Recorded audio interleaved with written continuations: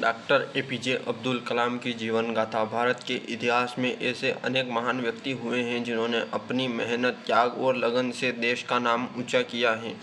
उन्हीं में से एक नाम है डॉक्टर एपीजे अब्दुल कलाम का, जिन्हें लोग प्यार से मिसाइल मैन ऑफ इंडिया और पीपुल्स प्रेसिडेंट कहते हैं। उनका पूरा नाम डॉक्टर अबुल पकीर जैनुलाब्दीन अब्दुल कलाम। वे केवल वैज्ञानिक ही नहीं बल्कि महान शिक्षक, लेखक, विचारक और प्रेरक भी थे।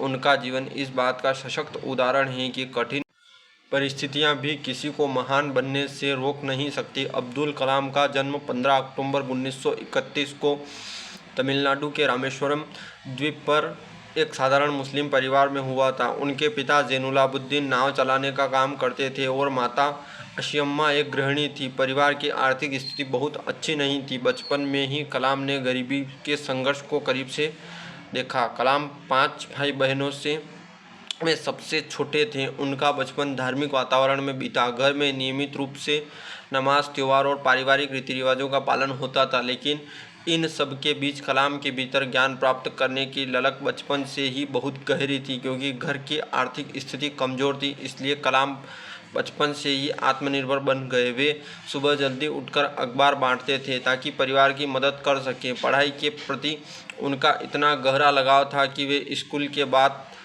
घंटों अपने शिक्षकों को सवाल पूछते रहते। रामेश्वरम में प्रारंभिक शिक्षा पूरी करने के बाद कलाम ने श्वार्ज हायर सेकेंडरी स्कूल से पढ़ाई की। गणित और भौतिकी उनके पसंदीदा विषय थे।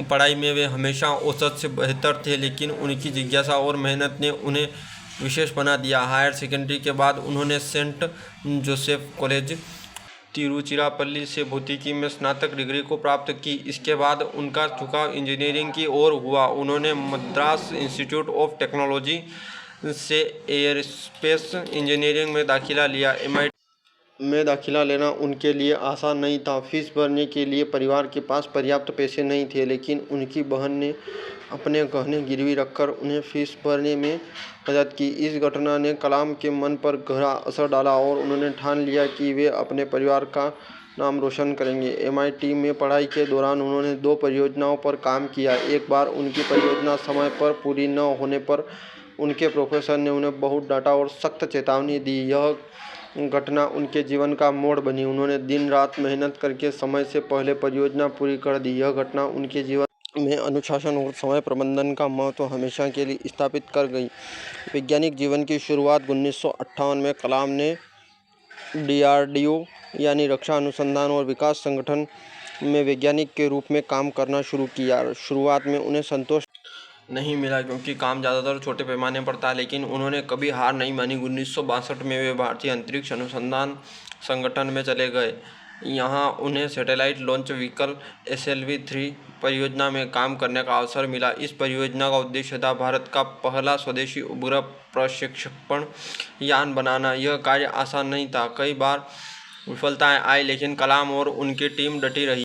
1980 में SLV-3 ने रोहिणी उपग्रह को सफलतापूर्वक अंतरिक्ष में स्थापित किया। यह भारत के अंतरिक्ष कार्यक्रम की बड़ी उपलब्धि थी और इस सफलता के बाद अब्दुल कलाम को राष्ट्रीय पहचान मिली। मिसाइल कार्यक्रम और मिसाइल मैन की उपाधि SRO में सफलता के बाद कलाम को रक्षा अनुसंधान में वापस बुलाया गया और उन्होंने भारत के integrated guided missile development programme का नेतृत्व किया।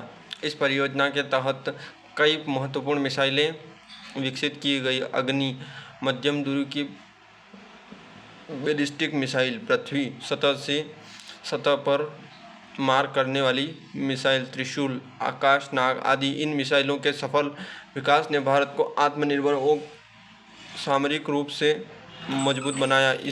इसी योगदान के कारण उन्हें लोग मिसाइल मैन ऑफ इंडिया कहने लगे। पोखरण परमाणु परीक्षण 1998 में भारत ने राजस्थान के पोखरण में सफलतापूर्वक परमाणु परीक्षण किया। यह भारत की वैज्ञानिक और सामरिक शक्ति का प्रतीक था। इन परीक्षणों में डॉक्टर कलाम ने प्रमुख भूमिका निभाई। उस समय वे भारत के मुख्य वैज्ञानिक सलाहकार थे। पोखरण सेकेंड परीक्षणों की सफलता ने भारत को परमाणु शक्ति संपन्न राष्ट्र बना दिया। राष्ट्रपति पद की यात्रा 2002 में डॉक्टर एपीजे अब्दुल कलाम को भारत का 11वां राष्ट्रपति चुना गया। सर्वसम्मति से समर्थन मिला। वे पहले वैज्ञानिक थे जो राष्ट्रपति बने। राष्ट्रपति के रूप में उनका कार्यकाल 2002 से 2007 तक रहा। उनका राष्ट्रपति कार्यकाल बेहद लोकप्रिय था। वे हमेशा छात्रों से मिलते, उनके प्रश्नों का उत्तर देते और उन्हें सपने देखने और पूरा करने की प्रेरणा देते।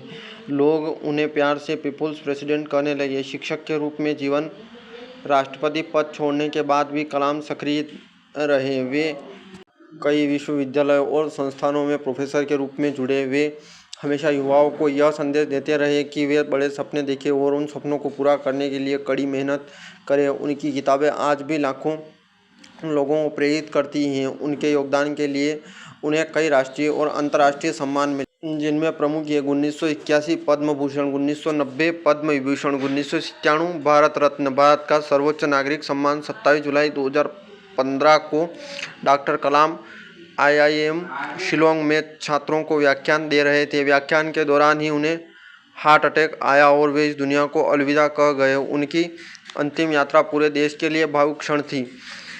लाखों लोग उन्हें श्रद्धांजलि देने पहुंचे। डॉक्टर कलाम का कहना था, सपने वो नहीं होते जो आप सोते समय देखते हैं, सपने वो होते हैं जो आपको सोने नहीं देते। यदि आप सूरज की तरह चमकना चाहते हैं तो पहले सूरज की तरह जलना सीखिए। वे मानते थे कि भारत को विकसित राष्ट्र बनाने के लिए युवाओं को योगदान सबसे महत्वपूर्ण है। डॉक्टर APJ अब्दुल कलाम का जीवन हमें यह सिखाता है कि कठिनाइयों से डरना नहीं चाहिए, बल्कि उन्हें अवसर में बदलना चाहिए। उन्होंने यह साबित किया कि ईमानदारी, मेहनत, लगन और बड़े सपने के साथ कोई भी व्यक्ति ऊंचाइयों को छू सकता है। उनका जीवन हर भारतीय के लिए प्रेरणा का स्रोत है।